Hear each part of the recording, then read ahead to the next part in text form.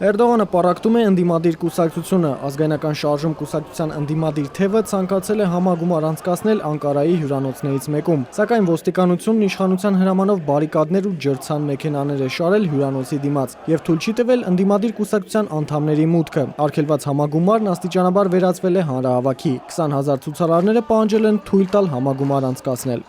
Մինչև չտեսնեմ նահանգապետի եւ ներքին գործերի նախարարի ստորագրությամբ համապատասխան հրամանը այստեղից չեմ հեռանալու։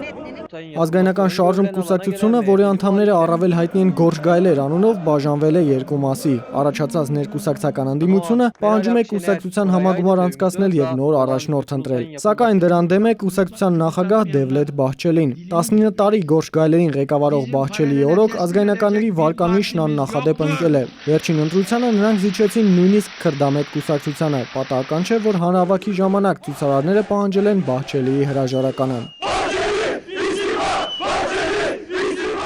Ազգայնականների պառակտման գործում իր ներդրումն ունի նաև Էրդողանը։ Նախագահական համակարգի անցնելու հանրաքվեի համար Էրդողանին անհրաժեշտ են խորհրդարանում հավելյալ ձայներ։ Որոշ տեղեկություններով Էրդողանի եւ Բահչելիի միջև գաղտնի բանակցություններ են ընթանում եւ դժվար վիճակում հայտնված ընդդիմադիր առաջնորդը համաձայն է Էրդողանի համար ապահովել այդ ձայները։ Գորշ Գայլերին զայրացնում է հատկապես հանգամանքը, որ ընդդիմադիր համարվող իրենց առաջնորդը համագործակցում է իշխանությունը զավթել ցանկացող Էրդողանի հետ։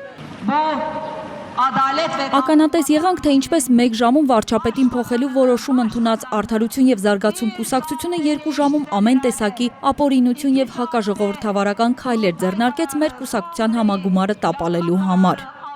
Դեռ պարզ չէ Էրդողանի օգնությամբ Բահչելիին կհաջողվի մնալ կուսակցության ղեկին, թե ոչ։ Այս տարվա հունվարին Գորշ Գայլերի կուսակցության 1211 պատվիրակներից միայն 543-ն էր կողմ նոր առաջնորդի ընտրություն անցկացնելուն։ Այժմ Բահչելիի կողքին մնացել է միայն 463 պատվիրակ։ Վարդան Գալստյան, ժամը լրատվական։